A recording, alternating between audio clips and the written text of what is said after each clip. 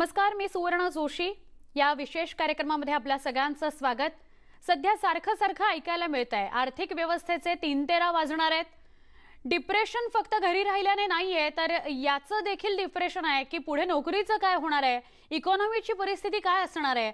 अमेरिकेत बेरोजगारी वाढतीये. तसंच IMFच्या अंदाजानुसार 2020 हे वर्ष वैश्विक अर्थव्यवस्थेसाठीच खराब असणार आहे.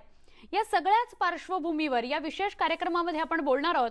कोरोनाचे आर्थिक आणि औद्योगिक परिणाम जाणून घेण्यासाठी आपण आमंत्रित केलेलं आहे अर्थतज्ञ डॉक्टर गिरीश जखोटिया यांना.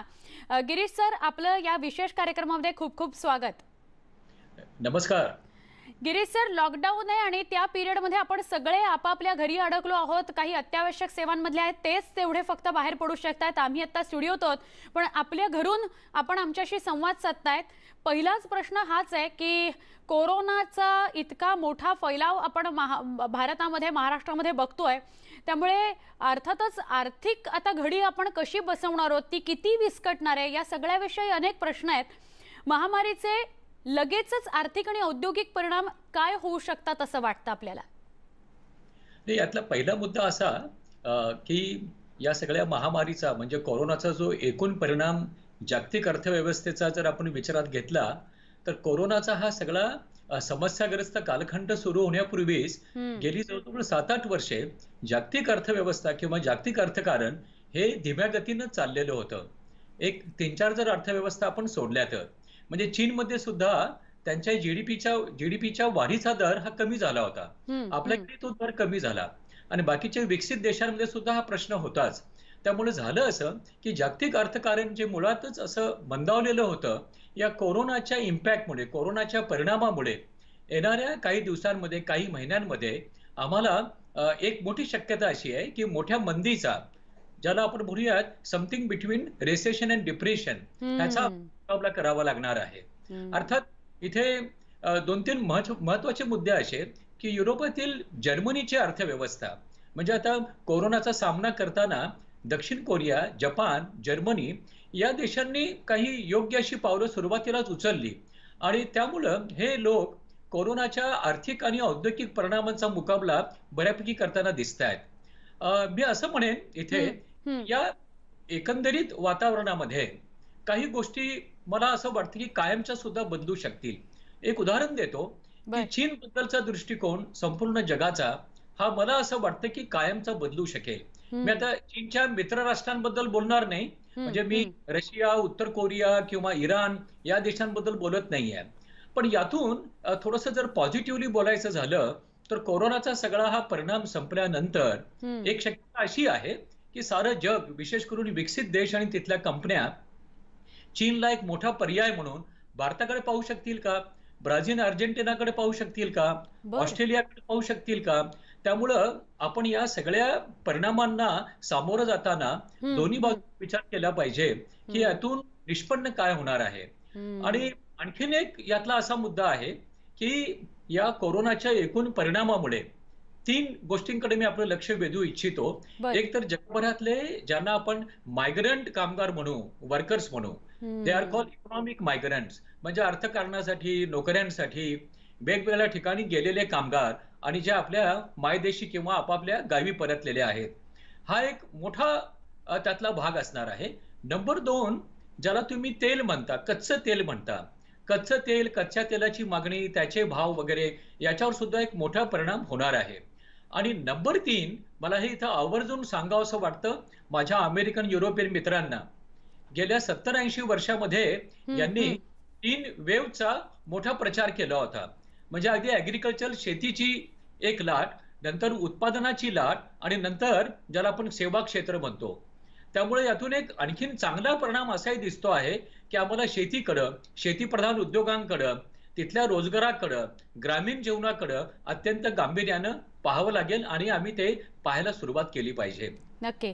गिरीश सर, तुम्ही आता जागतिक पटलावर कसे परिणाम दिसून येतील ते म्हणत होतात. मग मुद्दा हा पण उपस्थित होतो की कोरोनामुळे लगेचच अगदी हे कोरोनाची ही सगळी परिस्थिती बाजूला झाल्यानंतर लगेचच आर्थिक आणि औद्योगिक परिणाम काय जाणवणार आहेत? आपण जर भारतापुरतं बोलायचं जर आपण विचार केला, यातला सगळ्यात मोठा समस्येचा आमचा भाग असणार आहे तो जे रोजचे कष्टकरी आहेत, ज्यांना आपण असंघटित कामगार वर्ग म्हणतो. अगदी. आणि हा असंघटित कामगार वर्ग भारतामध्ये प्रचंड मोठा आहे. म्हणजे मी असं म्हणेन की एक्झॅक्ट आकडेवारी, स्टॅटिस्टिकल डेटा इथे मी सांगू शकणार नाही. परंतु एकूण आमच्या कामगार वर्गामध्ये आपण जर विचार केला, मग त्यामध्ये मी शेतातला कामगार सुद्धा धरतो आहे. हं. म्हणजे ज्याच्याकडे अजिबात शेती नाहीये किंवा शेती असून पिकत नाहीये आणि म्हणून तो रोजंदारीवर आणखीन कुठं कामं करतो आहे. तर असे जे सगळे कर्मचारी आहेत, कामगार आहेत, त्यात महिला, सगळ्या सगळ्या गोष्टी आल्या. हं, हा हं. साधारण जो वर्ग आहे, हा जवळपास 72 ते 80% आहे. मग तुम्ही त्याला 80% सुद्धा म्हणू शकाल. मी हं. संघटित क्षेत्राबद्दल बोलत नाहीये. त्यामुळे सगळ्यात मोठं आव्हान असणार आहे, की या लोकांची रोजंदारी, त्यांचं वेतन, त्यांचा सगळा खर्च निभावून नेणं. मग हा पुढच्या 3 महिन्यांचा कालावधी असेल, 6 महिन्यांचा असेल, आम्हाला तिथे पहिल्यांदा लक्ष द्यावं लागेल. नंबर 1.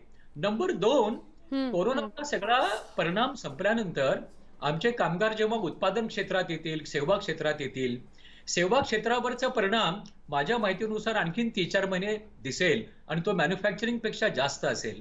म्हणजे where there is a human touch, म्हणजे लोकांनी एकमेकांना भेटणं, सेवा क्षेत्रामध्ये हे जास्तीचं होऊ शकतं. मी खरंय. ऑनलाईन सेवा क्षेत्राबद्दल म्हणत नाहीये. हं. म्हणजे उत्पादन क्षेत्रामध्ये प्रोडक्शन लॉस जो आता होतो आहे, झालेला आहे, तो भरून काढणं. त्या अर्थानं कर्मचाऱ्यांकडून उत्पादकतेची अपेक्षा ठेवणं, या गोष्टी सुद्धा मला वाटतं आमच्या समोर समस्या म्हणून उभ्या राहतील. अगदी. तिसरा जो एक मोठा वर्ग इथं आहे, हं, तो हं. आहे छोटे छोटे उत्पादक, छोटे उद्योजक, हो. छोटे दुकानदार. आता गमतीचा भाग बघा, थोडासा पॉझिटिव्हली जर आपण त्याकडे पाहू पाहू शकलो, तर आमचा शेजारचा किराणा दुकानदार आता आम्हाला लगेच जवळचा वाटतो आहे. त्यामुळे कालपर्यंत जे लोक ऑनलाईन खरेदी करायचे, मोठ्या मॉलमध्ये जाऊन खरेदी करायचे, त्यांना आता छोट्या दुकानदारांचं, छोट्या व्यावसायिकांचं महत्त्व पटू लागलं आहे. पटू लागलाय. हा हा हा त्यातला एक तिसरा मुद्दा असेल. होय. आणि चौथा मला सर्वात महत्त्वाचा मुद्दा वाटतो, जो दूरगामी परिणाम करणारा असेल, हं. की आपण ज्याला म्हणतो people at the bottom of pyramid, म्हणजे अर्थव्यवस्थेच्या तळामध्ये असलेले जे लोक आहेत, हे लोक पुन्हा गरिबीच्या खाईमध्ये फेकले जातील का? अर्थात गरिबीची व्याख्या, डिफायनिंग पॉवर्टी ही देशानुसार बदलू शकते. मी त्या हो. चर्चेमध्ये जाणार नाहीये. हं, हं. परंतु यांचं वेतन, ह्यांचा रोजगार, ह्यांची असलेली नसलेली बचत, या गोष्टींकडे सुद्धा आम्हाला पाहावं लागेल. पाहावं लागेल. सर, गिरीश हां. सर, तोच मुद्दा होता की हे जे तळागाळातले सगळे आहेत त्यांचीच संख्या महाराष्ट्रामध्ये खूप मोठी आहे.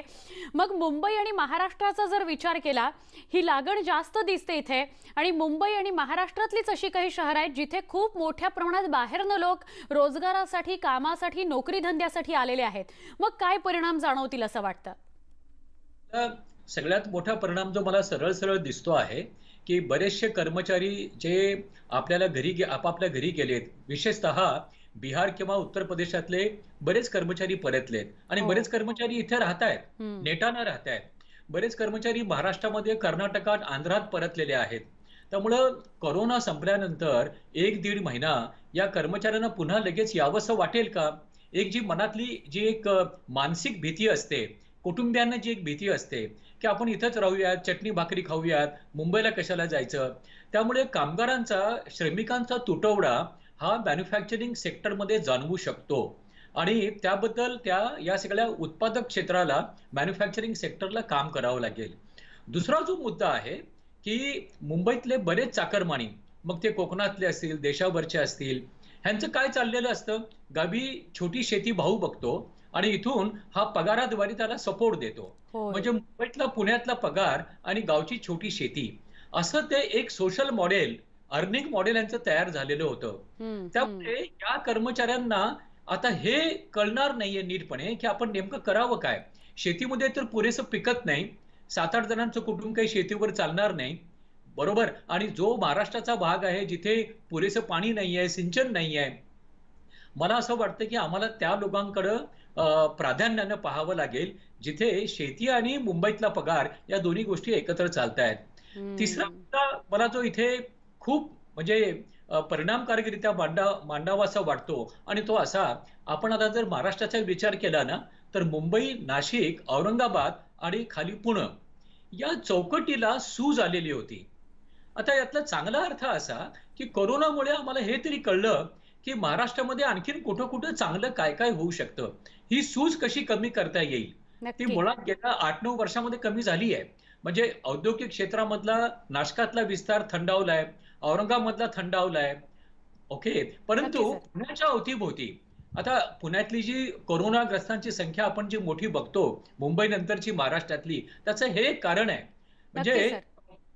पुणे हडपसर, पुणे अहमदनगर, इकडे चाकण, या बाजूला पिंपरी चिंचवड हा जो सगळा प्रदेश आहे ना, या प्रदेशामध्ये जी एक दाटीवाटी झालेली आहे, तिच्याबद्दल सुद्धा आम्हाला विचार करावा लागेल. नक्की सर. आपण या सगळ्याविषयी सविस्तर बोलूया. पण वेळ झाली एका छोट्या ब्रेकची. गिरीश सर, लगेच चर्चेसाठी येऊया, पण ब्रेक नंतर काही क्षणात भेटतोय. पहा फक्त न्यूज 18 लोकमत.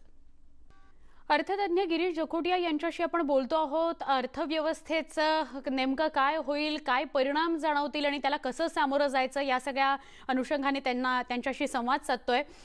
गिरीश सर, आता ही जी परिस्थिती उद्भवणार आहे कोरोनामुळे किंवा या लॉकडाऊन नंतरच्या पिरियडमध्ये, मग अशा वेळेला जे परिणाम होतील ते काय असतील आणि त्याला कसं सामोरं जायचं, नोकरदारांनी काय करायचं आणि मुळात बेरोजगारी वाढेल असं स्पष्टपणे आपल्याला जाणवत आहे का?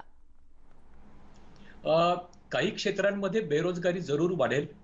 विशेष करून मी सांगेन की जिथे जिथे ऑटोमेशनचा पर्याय उपलब्ध आहे, छोटे उत्पादक, छोटे दुकानदार, आता हा प्रश्न पुन्हा कुठे येतो की आपलं लॉकडाऊन जे आहे आणि ह्याचे जे एक्सटेन्शन आहे, हे आणखीन आपण किती दिवस चालवणार आहोत. आणि यामुळं विशेष करून छोटे व्यावसायिक, छोटे मॅन्युफॅक्चरर्स, ज्यांचा अगदी मी असं म्हणेन की हातावर पोट आहे, तर या लोकांना आपल्या कामगारांना सांभाळणं, कामगारांना पगार देणं, हे किती महिने जमणार आहे, तिथे एक मोठा प्रश्नचिन्ह आहे. बेरोजगारी आणखीन काही क्षेत्रांमध्ये थोड्या प्रमाणात वाढू शकेल. आणि त्यातही मी म्हणेन, सुरुवातीला मी जे म्हटलं की ज्याला आपण सेवा क्षेत्र म्हणतो, सेवा क्षेत्रामध्ये असा एक कल असू शकेल की ऑनलाईन आपण किती गोष्टी करू शकतो, टेक्नॉलॉजिकली आपण किती गोष्टी करू शकतो. त्यामुळं मी ज्याला आपण पगारदार वर्ग म्हणतो, त्या पगारदार वर्गासाठी मी 3-4 इथे सूचना देऊ इच्छितो. नंबर 1, त्यांनी आपल्या गुंतवणुकीकडे पुन्हा एकदा बघावं. त्यांची गुंतवणूक ही ब्रॉड बेस आहे का? आपली बचत सांभाळावी. ज्याला आपण रोकडता म्हणतो, लिक्विडिटी म्हणतो, ही लिक्विडिटी आपण सांभाळावी. साधारणपणे भारतीय गुंतवणूकदार आणि भारतीय मध्यमवर्गीय, कनिष्ठ मध्यमवर्गीय आणि मध्यमवर्गीय, आपण या सगळ्या गोष्टी करतोच. तिसरा मुद्दा मला खूप महत्वाचा वाटतो आणि तो म्हणजे प्रत्येक कुटुंबियाने आपल्या खर्चांकडे बघावं. म्हणजे आपण इतके दिवस घरामध्ये होतो, तर आपण आपल्या खर्चांवर नियंत्रण ठेवू शकलो, तर पुढचे 6 महिने किमान आपण आपल्या खर्चांवर नियंत्रण ठेवू शकतो का? खर्च कमी करू शकतो का? छोट्या व्यावसायिकांनी, छोट्या दुकानदारांनी, छोट्या उत्पादकांनी आणखीन एक काळजी घ्यावी. नवी गुंतवणूक करताना आम्ही त्याला आमच्या फिनान्शियल भाषेमध्ये कॅपेक्स म्हणतो. याचं कारण असं की येत्या 3 ते 6 महिन्यामध्ये आम्हाला आणखीन काही गोष्टींचा पडताळा घ्यावा लागेल की जगाच्या बाजारपेठेमध्ये काय होणार आहे, आयात आणि निर्यातीचा परिणाम आमच्या अर्थव्यवस्थेवर काय होणार आहे, आणि याला केंद्र सरकारे आणि राज्य सरकारे यांचं पॉलिसी फ्रेमवर्क काय असणार आहे. यामध्ये छोटे उत्पादक, SMEs, छोटे शेतकरी, भूमिहीन शेतकरी, कर्मचारी, कामगार, यासाठी नव्या योजना आम्ही काय आणणार आहोत. तर बरोबर. या सगळ्या पार्श्वभूमीवर माझा हा एक सल्ला आहे छोट्या व्यावसायिकांसाठी की त्यांनी आपले जे गुंतवणुकीचे निर्णय आहेत ते अत्यंत काळजीपूर्वक घ्यावेत. नक्की सर. म्हणजे अधिक गिरीश सर चर्चा करूया. एक छोटा ब्रेक घेऊन लगेच पुन्हा तुमच्यापर्यंत पोहोचते. एक छोटा ब्रेक, लगेच भेटतोय. पहा फक्त न्यूज 18 लोकमत. अर्थतज्ञ गिरीश जकोटिया यांच्याशी आपण बोलतो आहोत आणि ते आपल्याला मार्गदर्शन करतायत. गिरीश सर, शेवटचा सेगमेंट आहे. शेवटचा प्रश्न फक्त मुद्दा हा आहे की ये दौर कब बीतेगा. म्हणजे असं की हा सगळा जो परिणाम कोरोनाचा, लॉकडाऊनचा अर्थव्यवस्थेवर होणार आहे किंवा आपल्यासारख्या सामान्य लोकांच्या आयुष्यावर होणार आहे, तो दौर कधी जाईल. आणि असं म्हणतात की पाऊस जेव्हा पडतो तेव्हा अर्थव्यवस्थेवर त्याचा चांगला आणि वाईट परिणाम होत असतो. तर त्या अनुषंगाने जाताना काय सांगाल? जाताना मी असं सांगेन की कोरोनाचा इम्पॅक्ट, म्हणजे आता मी कोणी डॉक्टर किंवा त्या बाबतीतला तज्ञ नाहीये, पण जितकं आम्ही घरी बसू, स्वयं नियंत्रणाची काळजी घेऊ, संयम बाळगू, तितकं आम्ही ताबडतोबीने यातून बाहेर येऊ. पण मगाशी सुवर्णा 2 छोटे मुद्दे राहिले होते, ते याच उत्तरामध्ये मी कव्हर करतो की कोरोनाचा सगळा परिणाम संपल्यानंतर नोकरदारांनी, छोट्या उद्योजकांनी, सेवा पुरवठादारांनी बँकांसोबत आपली जी कर्ज आहेत त्या कर्जांवर पुन्हा नेगोशिएट करावं. नंबर 1. नंबर 2, जे काही आपण विमा घेतो, there can be an insurance for loss of profit, loss of business. या बाबतीमध्ये इरडा भारत सरकारने काही विचार करावा की अशी संकटं जेव्हा जेव्हा येतात तेव्हा तेव्हा अशा प्रकारचा विमा हा उपलब्ध असू शकतो का? नंबर 3, मी थोडंसं घाईत हे उत्तर देतो आहे. आर्थिक आणीबाणीबद्दलची चर्चा होते आहे, पण या बाबतीमध्ये मी एवढं म्हणेन की भारत सरकारला आणि आमच्या राज्य सरकारांना जर वाटलं की शिस्त येण्यासाठी आर्थिक उद्योजकीय हे जर पाऊल उचलावं लागलं तर ते उचलावं लागेल. पण मी इतकीच विनंती करेन आपल्या साऱ्या सरकारांना, म्हणजे केंद्र आणि राज्य सरकारांना, की आर्थिक आणीबाणीमध्ये जर आम्हाला जावं लागलं तर मोठ्या सहकार्याने आम्ही एक सामान्य माणूस डोळ्यासमोर ठेवून आमचे निर्णय आम्ही तसे घेतले पाहिजेत. नक्कीच. त्यामुळं यातून आपण नक्कीच बाहेर पडू, संयमानं बाहेर पडू. आणि मी शेवटचा एक मुद्दा इथं सांगेन सगळ्यांसाठी, आणि तो असेल आमचं 5 वर्षांचं प्लॅनिंग काय आहे. म्हणजे पुढच्या 5 वर्षांच्या प्लॅनिंगकडे आपण पाहावं. कामगारांना, आमच्या सगळ्या शेतकऱ्यांना आश्वस्त करावं की नक्की सर. सुरुवातीला समजा आम्ही तुम्हाला पुरा पगार देऊ शकलो नाही किंवा मागचा पगार देऊ शकलो नाही, इन्सेंटिव्ह देऊ शकलो नाही, तर येत्या 12 महिन्यामध्ये 24 महिन्यामध्ये आम्ही देऊ. ही आश्वस्तता आम्हाला नक्की या सर. सगळ्या लोकांना द्यावी लागेल. नक्की मला- सर, या महत्त्वाच्या मुद्द्यावर बोलणं अत्यंत गरजेचं होतं. तो नोकरीचा मुद्दा असेल, आमच्या महिन्याचं बजेट याचा मुद्दा असेल किंवा अर्थव्यवस्थेचा मुद्दा असेल. खूप खूप आभार गिरीश सर, आपण या सगळ्याविषयी संवाद साधलात त्याबद्दल, आमच्या कार्यक्रमामध्ये आलात त्याबद्दल. कार्यक्रमामध्ये इथेच थांबतोय, लगेच भेटणार आहोत अजून काही महत्त्वाच्या घडामोडींसह. पहा फक्त न्यूज 18 लोकमत.